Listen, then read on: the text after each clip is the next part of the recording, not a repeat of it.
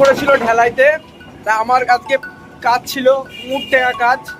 এই যে বাঁশ আছে, এই বড় টলি চলছে এর উপর দিয়ে, এই টলি গিয়ে বাঁশের কোনো মুঠ খুলে না যায়, তার জন্য আমাকে আজকে এখানে রাখা হয়েছে। আর নিচে চলছে মেশিন। কাজটা ছিল একটু অসুবিধার জায়গায়, রাস্তার উপরেই, মানে রাস্তার ধারেই কাজ হচ্ছিল, কিন্তু রাস্তার উপর দিয়ে গাড়ি যাচ্ছে, একটু অসুবিধা হচ্ছে কাজ করতে। আর জলের জন্য অসুবিধা ছিল, এখানে মোটরের কোনো ব্যবস্থা ছিল না। সেই যে পুকুর আছে, ওই পুকুর থেকে জল নিয়ে আসতে হচ্ছে।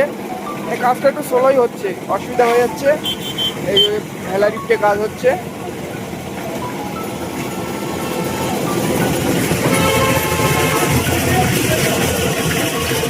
কাজটা ছিল দুতলার, একটা সিঁড়ি আছে। আর ওইদিকে গোলাম বিমে ভাইব্রেট দিচ্ছে।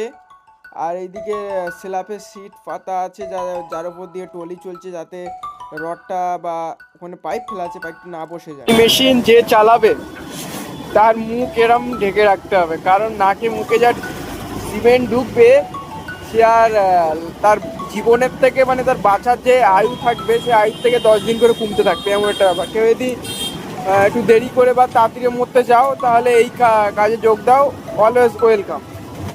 এই টলি নিয়ে যাচ্ছে, টলিটা যদি ঠিকঠাক না ফেলে নিচে মুঠ ভেঙে যেতে পারে, তার জন্য টলি ফেলার জন্য ভালো দক্ষ লোক চাই।